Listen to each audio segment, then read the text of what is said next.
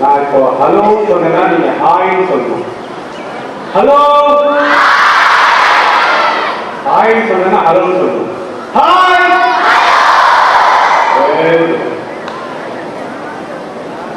இப்போ ஒரு 15 நிமிஷத்துக்கு கொஞ்சம் அமைதியா இருந்தீங்கன்னா நல்லா இருக்கும்.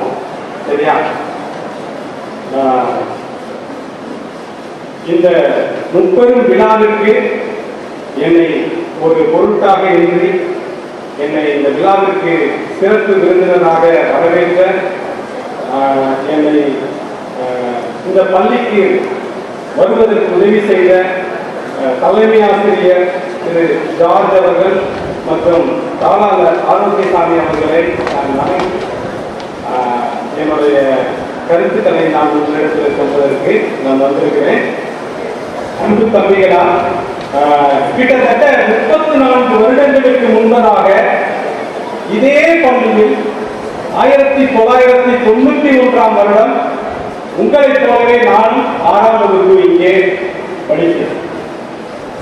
நீங்க எப்படி இங்க உட்கார்ந்துருக்கீங்களோ, சின்ன சின்ன கல் எடுத்துட்டு மக்கள் மேல போறீங்களோ, அதே மாதிரி நானும் போட்டிருக்கேன். நீங்க எந்த மனநிலையில் இருக்கீர்கள் என்று எனக்கு நல்லாவே தெரியும். நீங்க எப்படி இருக்கீங்க, என்ன சூழ்நிலை இருக்கீங்கன்றது எனக்கு நல்லாவே தெரியும். நானும் கூட கலைவார விழாவில் பங்கேற்றிருக்கிறேன். கலைவார விழாவில் முதல்ல நான் என்ன பண்ணேன் அப்படின்னு சொன்னா, பேச்சு போட்டியில் வந்து கலந்து கொண்டேன். பேச்சு போட்டியில முதல்ல நான் கலந்து கொள்ளும் போது தேசிய ஒருமைப்பாடு என்ற தலைப்பை எனக்கு கூட்டாங்க. அதுல நான் அழகா பேசுறேன். கட்டிடவனை போல வீட்டிருக்கின்ற தலைவர்களே அப்படின்னு சொல்லும் போது அப்ப பார்த்து அந்த ஆசிரியர் எழுதுட்டாரு. அடுத்தது வந்து எல்லாரும் சிரிச்சுட்டாங்க. ஏன்னா வீட்டில் இருக்கிறீங்க அப்படின்னு சொன்னதுக்கு எழுதுட்டாரு அப்படின்னு சொல்லிட்டு. ஆனா நான் பேசும்போது ரொம்ப தயக்கத்தோட தம்பி பேசினாரு. அதே போலவே முன்ன போறேன் பின்ன வரேன், முன்ன போறேன் பின்ன வரேன், எனக்கு சரியா பேச தெரியல. ஆனா வந்து அந்த கலை வாரங்களால நான் எப்படி பேசுறேன்னு சொல்லிட்டு பின்னாடி பசங்களை கேட்டேன். அவன் சொன்னான், பெட்ரிக் நீ வந்து நல்லா தான் பேசுறேன், ஆனா யானை வந்து முன்னாடி போன பின்னாடி வந்த, முன்னாடி போன பின்னாடி வந்த அப்படின்னு சொன்னான். எனக்கு அதுதான் முதல் பேச்சு போட்டியில் முதல் பங்கேற்பு. ஆனா அதுக்கப்புறம் அவன் விடவே இல்லை. எங்க அப்பா எந்த மேடையிலையும் பேசுனதில்லை. நான் இங்க பக்கத்தில் இருக்கக்கூடிய வெனிஸ் நகர் அப்படிங்கிற இடத்துல இருந்தா நான் வரேன். ஒரு சாதாரண குடும்பத்தில் தான் இருந்திருக்கேன். ஆனால் கலைவாரங்களால எனக்கு ஒரு கோபம். அதுக்கப்புறம் நாடக போட்டியில் வந்து கலந்து கொண்டேன். நாடக போட்டியில என்னன்னா, ஒரு ஆசிரியர் கூப்பிட்டு நாடகத்துக்கு ட்ரைனிங் கொடுத்தாரு. அதுல எனக்கு கொடுக்கப்பட்ட ரோல் என்னன்னா, பிச்சைக்காரன் ரோல். பிச்சைக்காரனா இருக்கிறது என் ரோல். அம்மா பிச்சை, ஐயா பிச்சைன்னு சொல்றது. நான் பார்த்தேன் இந்த நாடகத்துல எனக்கு நடிக்கவே விருப்பம் இல்லை. எனக்கு இந்த ரோலா கொடுக்குறாங்கன்னு சொல்லிட்டு நான் என்ன பண்ணேன்னா, பசங்களை சொல்லி அந்த சார் கூப்பிடுறாரு, நான் வரமாட்டேன், நான் இந்த ரோல் நடிக்க மாட்டேன். அப்புறம் என்னாச்சுன்னா பசங்க போய் சார்ட்டை சொல்லிட்டான், சார் அவன் வரமாட்டான் சார், நடிக்க மாட்டான் சார். என்ன பண்ணேன்னா, நானே ஒரு நாடகத்தை தயாரித்தேன். அந்த நாடகத்தினுடைய பெயர் பொங்கி எழும் சிங்கம். பொங்கி எழும் சிங்கம்னு சொல்லிட்டு வீரபாண்டிய கட்டபொம்மனுடைய நாடகத்தை நானாவே எழுதி அதுல 4 மாணவர்கள் வச்சு நான் வீரபாண்டிய கட்டபொம்மன் அந்த நாடகத்தை நடிச்சேன். அப்ப கடைசி சீன் தூக்கு போடக்கூடிய அந்த சீன்ல தூக்கு போட்டோட சரக்குன்னு விழுணும், அவங்க அப்படியே ஒன்று கையை கீழே பிடிக்கணும். அந்த மாதிரி ஒரு கட்டத்தை நடிச்சேன். நடிச்சோன்னா வந்து எல்லாரும் கை தட்டாங்க, மாணவர்கள்லாம் தட்டாங்க.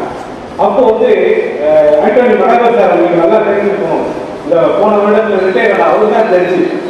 அவர் என்ன பண்ணாருன்னா, நீங்களே சொல்லுங்க யாரை தேர்ந்தெடுக்கலாம் அப்படின்னு சொல்லிட்டு கேட்டாரு. அந்த போட்டியில் நான் எனது குழுவினர் முதலிடம் பெற்றோம். கலைவார விழா இது வந்து எனக்கு முதல் வெற்றியா அமைந்தது. அதுக்கப்புறம் பாட்டு போட்டி, தனிநடிப்பு, எல்லா போட்டியிலையும் கலந்து கொண்டேன். இது வந்து எனக்கு வந்து ஒரு தன்னம்பிக்கையை கொடுத்தது தம்பிகளா. இந்த நாள் வந்து எனக்கு என் வாழ்க்கையில் பொன்னேடுகளால் எழுதப்பட்ட நாள். ஏன்னா நான் படித்த அதே பள்ளியில் நான் இந்த மேடையில் எத்தனையோ முறை பேசியிருக்கிறேன். எத்தனையோ முறை பேச்சு போட்டிக்காக என்னை வெளியே அனுப்பியிருக்காங்க. நீங்க சொன்னா நம்ப மாட்டீங்க, யானை போல முன்ன பின்ன வந்துட்டு இருந்த நான் தான் இதே கல்லூரி சென்ட் ஜோசப் காலேஜில் எல்லா டிபார்ட்மெண்ட் பசங்களும் பேச்சு போட்டி நடக்கும் பொழுது மேக்ஸ்ல நான் படித்த பிஎஸ்சி மேக்ஸ் நான் தான் முதலிடமாக 3 வருடம் வந்தேன்.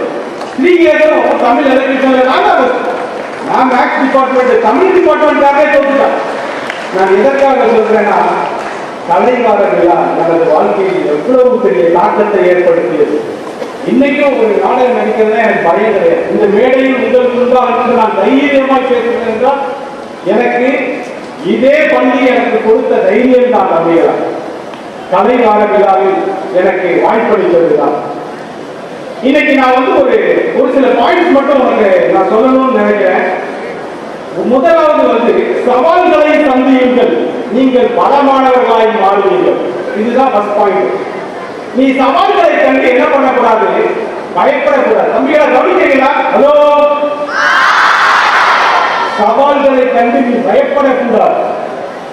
ஓடிக்கொண்டே இருப்பதுதான் நதி, உலாவிக் கொண்டே இருப்பதுதான் காற்று, செயல்பட்டுக் கொண்டே இருப்பவன் தான் இளைஞர். இது வந்து ஒரு கவிஞர் எழுதியிருக்கிறார். ஓடிக்கிட்டே இருந்தாதான் அந்த நதி, அந்த நதி நின்றுச்சுன்னா அது நதி கிடையாது. உலாவிக்கிட்டே இருந்தாதான் அது காற்று. நீ செயல்பட்டுக் கொண்டே இருந்தாதான் நீ வந்து இளைஞரா இருக்க. நீ என்னைக்கு செயல்படுறத நிறுத்தியோ அன்னைக்கு நீ வந்து என்னன்னா ஸ்டாக்னன்ட் ஆயிடும். சுடும் வரை நெருப்பு, சுற்றும் வரை பூமி, போராடும் வரை மனிதன். நீ மனிதன். நீ என்னைக்கு மனிதனா இருக்கிறியோ அது வரைக்கும் வாழ்க்கையில போராட்டங்கள் இருக்கும், போராடிட்டே இருக்கும், ஜெயிக்கும். அதுதான் வந்து வாழ்க்கையினுடைய லட்சியம். நான் வந்து எல்லாரும் சொன்னாங்க இல்லையா, முதல்ல எங்க வேலை செஞ்சேன் அப்படின்னா சாலை ஓரத்தில் இருக்கக்கூடிய சிறுவர்கள்ட்ட தான் நான் வேலை செஞ்சேன். எங்க அப்படின்னா எக்மோர், சென்னை எக்மோர் கேள்விப்பட்டீங்களா, பார்த்துருக்கீங்களா தெரியல. சென்னையில் இருக்கக்கூடிய சாலை ஓரத்தில் இருக்கக்கூடிய மக்களுக்காக தான் நான் வேலை செய்வேன். யார் தெரியுமா அவங்கள்லாம்? நரிக்குறவர்கள். கேள்விப்பட்டிருக்கேன். நரிக்குறவர்கள் சில பேர் ரோட்லேயே இருப்பாங்க. அவங்களுடைய வேலை என்ன அப்படின்னு சொன்னா, ரயில யாரும் அடிபட்டாங்கன்னா அவங்களுடைய பிணங்களை எடுக்கிறதுக்கு அவங்க பயன்படுத்துறாங்க. சிறுவர்கள் எல்லாம் அவங்க அப்பா அம்மா, அவங்க கிட்ட தான் என்னோட வேலை. எனக்கு பாத்ரூம் அங்க போறதுக்கு வசதி கிடையாது, வண்டியில போவேன், அவங்களோட உட்கார்ந்து இருக்கணும், ரொம்ப அழுதா இருப்பாங்க. இந்த மாதிரியான சூழ்நிலையில் அவர்களோடு இறங்கி நான் வேலை செய்வேன். 4 ஆண்டுகள் வேலை செய்தேன் சென்னையில் இருக்கக்கூடிய சாலைகள். ஒரு முறை வந்து அவங்க நான் ஊட்டிக்கு வந்து ஒரு ட்ரைனிங்காக கூட்டிட்டு போறேன். அப்ப அவங்க என்ன சொல்றாங்க, நரிக்குறவர்கள் ஒருத்தவங்க குரங்கோட நான் வரேங்கிறான், குரங்கோட தான் நான் பஸ்ல ஏறுவேங்கிறான். இப்படியாப்பட்ட ஒரு மனநிலை கொண்ட மக்களை வந்து நாங்கள் என்ன பண்ணோம் அப்படின்னு சொன்னா, அவர்களை வாழ்க்கையை மாற்றுவதற்காக நான் வேலை செய்வேன். 4 வருடங்கள். உனக்கு பாரிஸ் பஸ் ஸ்டாண்ட் எப்படி இருக்கும் தெரியாது, ஒருவேளை ஒரு சில பேர் பார்த்துருக்காங்க. பாரிஸ் பஸ் ஸ்டாண்ட்ல நம்ம ஸ்கூல்ல படிச்ச நான் என்ன பண்ணேன் அப்படின்னு சொன்னா, அங்க போய் நின்று ஒரு டீச்சர் வந்து பாடம் எடுக்கிறதுக்கு ரொம்ப தயங்கிட்டு இருந்தாங்க. கவலைப்படாத டீச்சர், நான் எடுத்து கட்டுறேன் பாருங்க. அந்த பஸ் ஸ்டாண்ட்ல போர்டை மாட்டி அந்த குழந்தைகளுக்கு ஏபிசி சொல்லியிருக்கேன். உட்கார், பயப்படாத, நான் சொல்லித்தரேன் உனக்கு, பயப்படாத உட்கார் சொல்லிட்டு அந்த குழந்தைகளுக்கு எந்த வேலை செய்வதற்கும் தயங்கக்கூடாது. எந்த வேலை செய்ய கீழே இறங்கி செய்யறதுக்கு தயங்கக்கூடாது. இல்ல நான் கார்ல தான் போவேன்னு சொல்லக்கூடாது. சைக்கிள் இருந்தா சைக்கிளே போகும். இன்னைக்கு எங்க வீட்டுல நான் நல்லா கார் ஓட்டுவேன், கார் இருக்கு. நான் வீட்டுக்கு வந்தேன் சைக்கிள் எடுத்துட்டு போவேன், கடைக்கு போவேன். தயங்கக்கூடாது. தலையில் படுவதற்கும் தயங்கக்கூடாது, பெட் இருந்தா பெட்ல படுவதற்கும் தயங்கக்கூடாது. இது வந்து செகண்டரி சில்ட்ரன்ல நான் வந்து கத்துக்கிட்ட பாடம். நான் அதை நல்லா வேலை செஞ்சேன். அதுக்கப்புறம் புதுக்கோட்டைக்கு மாற்றினார்கள். புதுக்கோட்டையில் நான் வேலை செஞ்சேன். 2 வருடங்கள் அங்கே இருக்கக்கூடிய மக்கள் வேலை செஞ்சேன். என் மனசு திருப்தியாவதற்கு நல்லா வேலை செய்வேன். அங்க நம்ம ஸ்கூல்ல படிச்ச ஒரு மாணவன் இருந்தார், டாக்டர் சுபாஷ் காந்தி அப்படின்றார். அவர் என் கூட படிச்ச 5th ஸ்டாண்டர்ட். அவரு அங்க டாக்டர் இருந்தாரு. அவரும் நானும் சேர்ந்து வேலை செய்யணும். அவரை என்னுடைய எல்லாருக்கும் கூப்பிடுவேன். அவர் தலைமை ஏற்பார். இந்த விழாவுக்கு அவர் என்னை தான் பரிந்து வைத்தார். பெட்ரிக் நீ போ அப்படின்னு சொல்லிட்டு. மாணவர்களே, நான் ரொம்ப சூப்பரா படிக்கக்கூடிய மாணவர் இல்லை மாணவர்களே. நான் வந்து உண்மையிலே பார்க்க போனா உங்களை மாதிரி நிறைய பேர் மாதிரி பெரும்பான்மையான மாதிரி 5 சப்ஜெக்ட்ல பாஸ் ஆகுறதுக்கே ரொம்ப கஷ்டப்படுறேன். ஆனா 10th ஸ்டாண்டர்ட் 12th ஸ்டாண்டர்ட்ல எல்லா சப்ஜெக்டும் பாஸ் ஆயிட்டேன். அப்படி இருந்தாலும் நான் வாழ்க்கையில் முன்னேற முடியும். நான் வந்து வெறும் பாடத்தை மட்டும் மக்கப் பண்ணி அப்படியே படிச்சா முன்னேறலாம் அப்படிங்கிறது இல்லை மாணவர்களே. உங்களுடைய எல்லா திறமைகளையும் நீங்கள் வந்து என்ன பண்ணணும்னா கற்றுக்கணும். எல்லா திறமையும் கற்றுக்கணும். ஒரு இடத்துல பேசுறது எப்படி, ஒரு இன்டர்வியூ அட்டன் பண்றது எப்படி, ஒரு இடத்துல இன்டர்வியூல ஒரு 14 பேர் இருந்தாங்கன்னா எப்படி அவங்கள்ட்ட பேஸ் பண்றது, எல்லாத்தையும் கற்றுக்கணும். நார்த் இந்தியாவுக்கு என்ன அனுப்புனாங்க. நார்த் இந்தியாவில் எங்கே போனேன்னா ராஞ்சி அப்படின்ற இடத்துக்கு போனேன். ஜார்க்கண்டோட இடம். பீகார்ல இருந்திருக்கேன் 2 வருஷம். ஒரு முறை நான் நைட்ல டிராவல் பண்ணிட்டே இருக்கேன். ட்ரெயினில் டிராவல் பண்ணும்போது 1 மணிக்கு ஒரு இடத்துல ட்ரெயின் என்ன அது இறங்கிட்டேன். திரும்ப அடுத்த ட்ரெயின் எனக்கு 6 மணிக்கு தான். 1 மணிக்கு நான் வந்து இறங்கிட்டேன். அங்கே படுக்கிறதுக்குலாம் இடம் கிடையாது. எல்லாம் வரிசையாக பார்க்குறேன், எங்கே படுக்கலாம்னு சொல்லி ரொம்ப டயர்டாக இருந்துச்சு. படுக்கணும், எங்கே படுக்கிறதுன்னு பார்த்தா அந்த ரயில்வே ஸ்டேஷனில் எல்லாருமே அந்த மிலிட்ரி மேன்லாம் படுத்துருக்காங்க. தன்னுடைய பேக்கெல்லாம் போட்டு ஒரே ஒரு இடம் மட்டும் நியூஸ் பேப்பர் போட்டு காலியாக இருந்துச்சு. நான் என்ன பண்ண தெரியுமா, பேக்கை போட்டு படுத்து தூங்கிட்டேன் நல்லா 6 மணி வரை. நான் வந்து இங்கெல்லாம் படுக்க மாட்டேன், சொபிஸ்டிகேட்டடா தான் இருப்பேன் அப்படின்னு சொன்னா என்னால் தூங்க முடியாது. அன்னைக்கு நான் தூங்கணும், நான் பிரயாணம் பண்ணணும். எனது நோக்கம் என்ன, நான் சேவை செய்வதற்காக வந்திருக்கிறேன். இந்த இடத்துல தான் படுப்பேன் அப்படிங்கிறது கிடையாது. நான் படுத்துட்டேன். இன்னொரு நாள் என்ன ஆச்சுன்னா 1 மணிக்கு ஒரு இடத்துல இறக்கி விட்டாங்க பஸ் ஸ்டேஷன். ஆனா எனக்கு தெரியல, இருட்டு. என்னோட டிக்கெட் உள்ள இருக்கு. அந்த இடத்துல டிக்கெட் எடுத்து பார்க்க கூட முடியாது. நான் நினைச்சிட்டு பார்த்தால ஒரே ஒரு ரயில்வே ஸ்டேஷன் தான் இருக்குது. ஆனா பார்த்தா 4 ஸ்டேஷன் இருக்கு. அந்த நேரத்தில் என்ன பண்ண தெரியுமா, அந்த நேரத்தில் தான் என்னுடைய சமய புத்தி யூஸ் பண்ணேன். இப்போ நான் என்ன பண்ணேன், பீகார் ரொம்ப கஷ்டமான இடம், இங்கே பாதுகாப்பு கிடையாது, இங்கே நம்ம எந்த நேரத்தில் வேணாலும் நம்ம கிட்ட பொருட்களை திருடலாம், இதெல்லாம் எனக்கு தெரியும். இப்போ நான் என்ன பண்ணேன்னா, அந்த ஆட்டோவில் போகிற ஏதோ ஒரு ஆட்டோவில் ஏறி ரயில்வே ஸ்டேஷன் போகும்போது ஏதோ ஒரு ரயில்வே ஸ்டேஷனில் இறக்கி உள்ள போயிட்டேன். போனதுக்கு அப்புறம் அங்கே போய் வெளிச்சத்தில் பார்க்குறேன், இந்த ஸ்டேஷனில் வேற ஸ்டேஷன். அப்போ அங்கே ஒரு சர்தார்ஜி வந்தார். அவங்ககிட்ட ஆட்டோவில் ஏறி, ஐயா இந்த ரயில்வே ஸ்டேஷன் வந்து ஹிந்தியில் சொன்னாங்க. அப்போ இங்கே நம்ம தமிழ் படித்தால் மட்டும் போதும் நினைக்கக்கூடாது. எந்தெந்த மொழி முடியுமோ அத்தனை மொழியை நீ கற்றுக்கொள்ள வேண்டும். எத்தனை மொழி முடியுமோ கற்றுக்கொள்ள. ஏன்னா வேற இடத்துல போனா, நார்த் இந்தியாவில் போனா ஹிந்தியில தான் பேசணும். அப்போ என்ன பண்ண முடியும், தமிழ் தான் நான் பேசுறேன்னு முடியாது. அப்பொழுது அந்த இடத்துல நீ மொழியை கற்றுக்கொள்ள வேண்டும், உன்னுடைய திறமையை வளர்த்துக் கொள்ள வேண்டும். நான் கரெக்டா அந்த ரயில்வே ஸ்டேஷன் போயிட்டேன். நான் போய் சேர வேண்டிய இடத்தில் இறங்கிட்டேன். இன்னொரு முறை என்னுடைய வேகமா நான் வந்தேன், ட்ரெயின்ல ஏறதுக்காக வர என்னோட ட்ரெயின் போச்சு. 5 மினிட்ஸ் முன்னாடி போயிடுச்சு.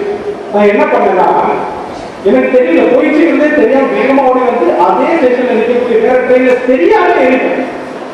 மூச்சு வாங்கி கையில எல்லாம் பேக் வேகமா ஏறிட்டேன். அந்த டிடிஆர் என்ன பண்ணாரு, டிக்கெட் வாங்கி பார்க்கறாரு. ஐயோ சார், நீங்க தப்பான ட்ரெயின்ல ஏறிட்டீங்க சார். அப்போ என்ன பண்ணாருன்னா, அவரே ட்ரெயினை பிடிச்சிருக்காரு. அதுக்கு தான் லைட்ல பார்த்து ட்ரெயின் பிடிச்சிருக்கு. அதுதான் நின்றுச்சு.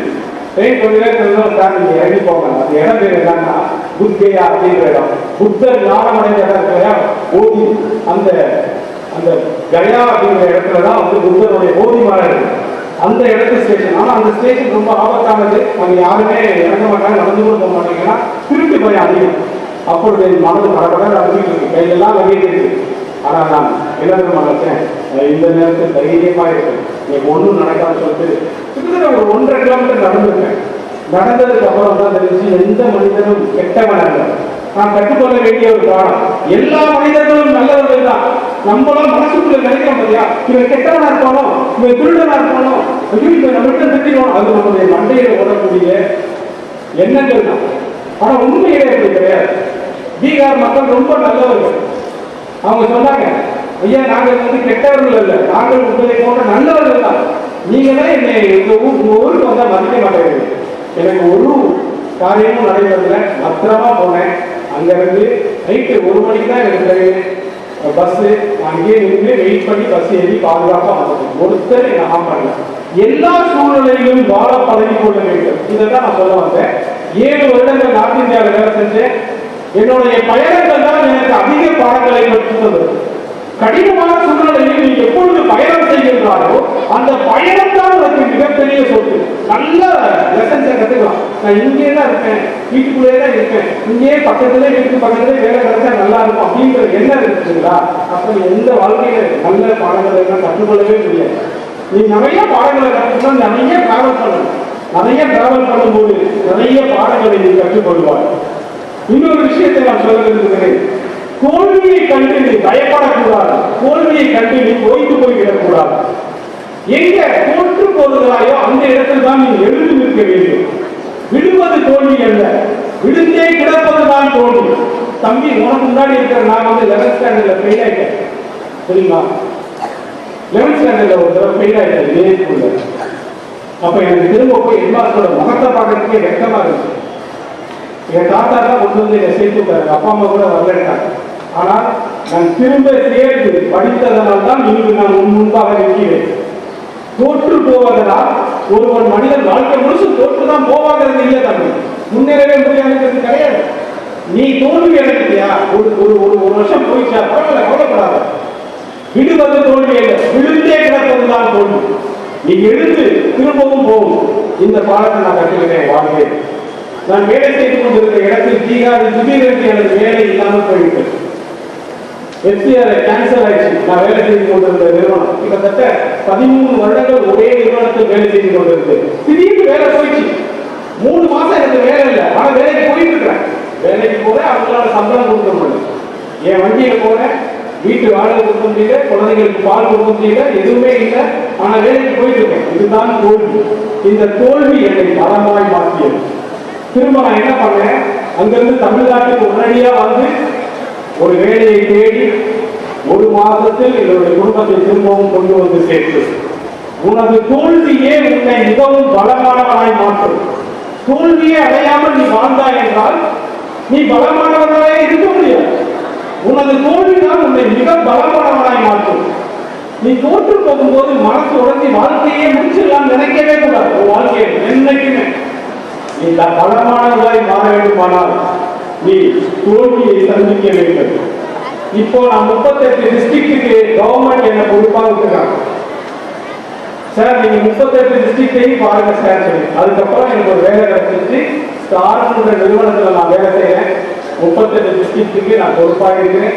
தமிழ்நாட்டில் இருக்கக்கூடிய சைல்ட் ப்ரொடெக்ஷன் டிபார்ட்மெண்ட்ல வேலை கொடுத்துருக்காங்க. நான் வந்து டைரக்டர் ரிப்போர்ட் பண்றேன். கவர்மெண்ட் நான் வேலை செய்வது கவர்மெண்ட் ஆஃபீஸ் கிடையாது, பிரைவேட் தான்.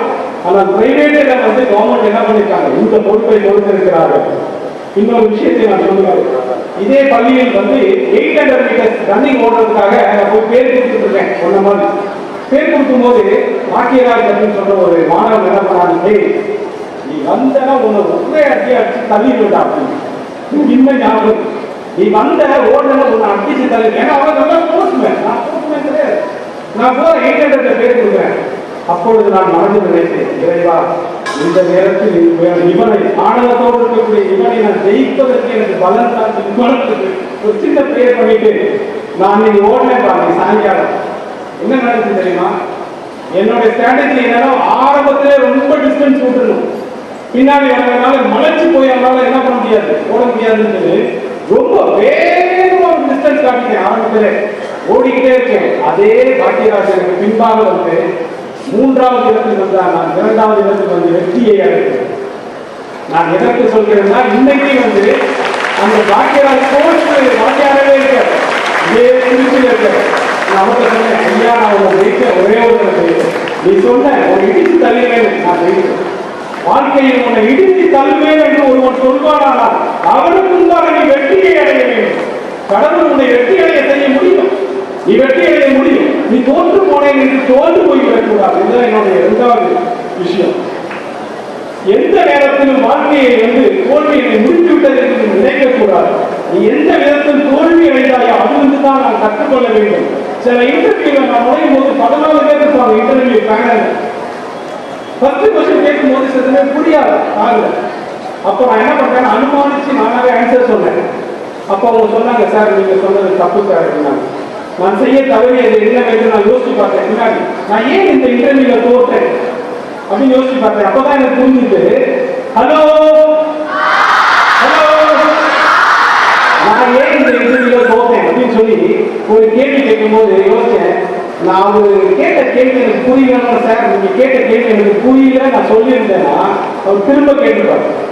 நான் என்ன பண்ணிட்டேன்னா அனுமானிச்சுக்கிட்டேன், நானே அசம்ஷன் பண்ணிக்கிட்டேன். ஓ இதுதான் இருக்கும் கேட்டுப்பார் போல.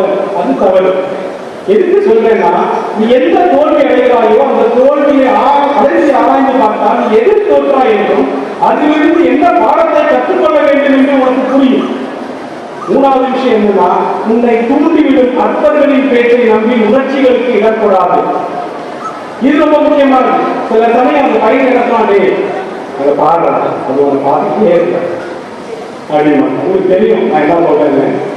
உன்னை திசை திருப்பக்கூடிய சில பேரை கண்டு நீ என்ன பண்ணிடக்கூடாது, ஒரு டைமை வேஸ்ட் பண்ணிடக்கூடாது, உன் போக்கஸை நீ மிஸ் பண்ணிடக்கூடாது.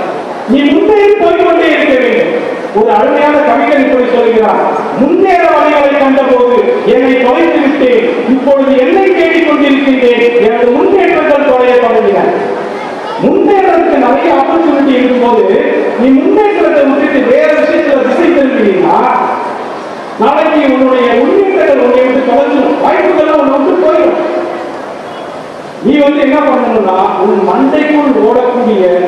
சில சுரப்பிகள் செய்யும் அட்டகாசத்திற்கு அது நிஜம்னு சொல்லக்கூடாது. சில சமயம் என்ன சில விஷயங்களை பார்த்தோன்னே உணர்ச்சி வசப்படுவோம்.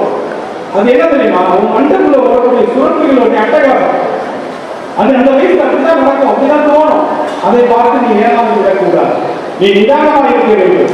உனது இலக்கு எதுவோ அதையே அடைய வேண்டும். அதை நோக்கி நீ முன்னேற வேண்டும். தம்பி, செல்போன்ல நீ என்ன பண்ணிடக்கூடாது, மூழ்கி செல்போன் உன்னை தெரிஞ்சிடக்கூடாது.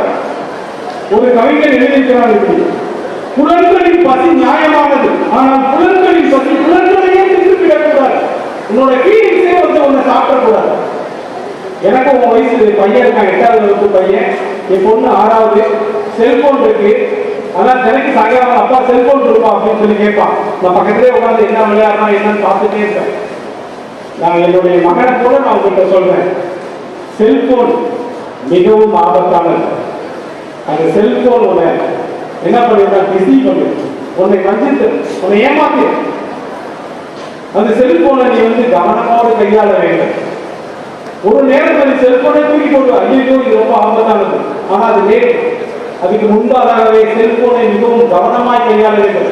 இன்னைக்கு பார்த்தா ஒரு சின்ன குழந்தை 1 வயசு குழந்தை என்ன பண்ணுதுன்னா அப்பா கிட்ட செல்போன் வாங்கி இப்படி திருப்பிட்டே இருக்கு.